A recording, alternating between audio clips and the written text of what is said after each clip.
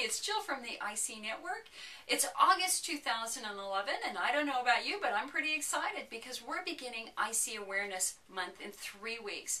IC Awareness will now be held in September rather than October to reduce conflicts with the very popular Pink Breast Cancer Awareness Campaign.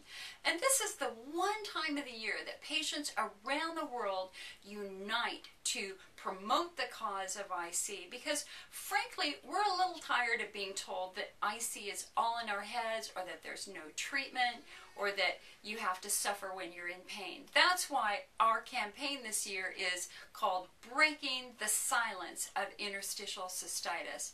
We have work to do. We've got to educate doctors, we've got to educate government representatives, we've got to educate community representatives, and we've got to educate family members that IC is real, that IC is treatable, and that every patient deserves compassionate care and support. But we have an issue. We have a problem in 2011, and that is financing. The ICA just announced that they've lost almost half of their total funding for the organization. And guess what? Big pharmaceutical companies started cutting way back a couple of years ago. In fact, we have no big pharmaceutical company sponsoring IC awareness, and we haven't for a couple of years now. So what it comes down to is you and me, the IC patient. We have got to drive this campaign. And you know what? Historically, that's how it has always begun. The IC movement is always led by IC patients, and we are going to take the bull by the horns and lead it again this year. But it takes more than me to do it. You know what? I need you too. I need patients in every community to take a moment, look at your town, and ask yourself, what are we doing well, but what are we doing not well? Are IC patients being given restroom access? Are students in schools being allowed to use the restrooms? Are doctors well informed about IC? Do they know the latest treatments? Do they know about compassionate pain care? Is the community as a whole sympathetic or hostile? If it's not good, we can change it, and I've got some great tools that you can use to do that. So we just released our Summer Optimist. I held it back for a couple of weeks because I wanted to make sure that we had a great IC Awareness Month kit in it. Every ICN subscriber is getting a beautiful poster. They're getting sample press releases. You name it, we've got it in there for them. But the great news is that if you're not an ICN subscriber, that's okay. You can download all of these for free right from our website. So let me show you what I've got and what I want you to do today to make a difference. The first thing we have is this beautiful poster created by an IC patient. She's done this for us a couple of years. Her name is Missy. And as you can tell, this woman is talented. I want you to print this out, pass it out to your doctors, ask them to post it in waiting rooms, put it on community bulletin boards, put it at Starbucks, put it wherever you can. At school offices, that would be a great place to put it, especially nursing offices. Wonderful poster, use it. The second thing I want you to think about is raising awareness within your government. And actually, this is surprisingly easy to do with a proclamation. And in fact, this is the proclamation that I got last year from the city of Santa Rosa.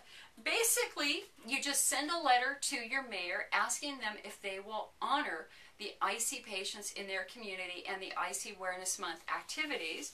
And we happen to have this letter already written for you. Couldn't be easier. Just download it, address it to the mayor of your town, or the chairman of your board of supervisors, or even your state representative or senator, and then ask them if they would do this for you. And you get this, again, this absolutely beautiful proclamation in return to show that your efforts count. And we would love it when you get this done to mail us a copy of it so that we can put it on our website too.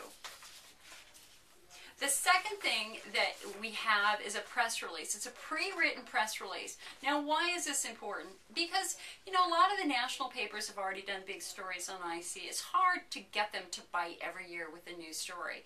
It's really the local papers that have the best luck reaching patients in need. And the thing to remember about local papers is they want to tell a story. They want to show how a life has been changed. And so what we have here is this great press release that you can give them, but it would be even better if you just wrote a paragraph about your experience with IC. And you can ask them to change your name, or you can keep your name. I mean, I don't have any problem speaking about IC, and I don't have any problems with my name being attached to that movement because I believe so strongly in what we're doing. But if you're not that comfortable, you can ask for your name to be changed. But please print this out, send it to your local paper, send it to as many papers as you can, and ask them to do a story on IC.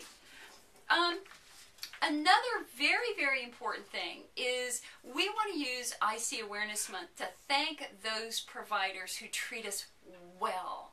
You know, they're kind of few and far between, and we need them to know that we appreciate their work, we appreciate their kindness and compassion, because you know how it is. You get phone calls from IC patients and flares, and after 20 years of doing that, it's hard to keep your spirits up, and they do a fabulous job of being there for us. So we have included this really nice thank you letter, and we want you to send this to your providers who treat you well.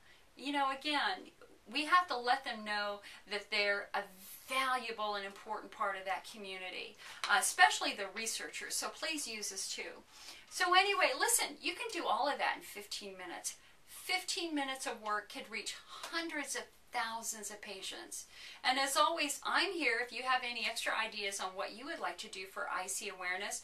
Please call me. You can call our office at 707-538-9442. You can send me an email, jill@ic-network.com, or go to our event website at www.icawareness.org.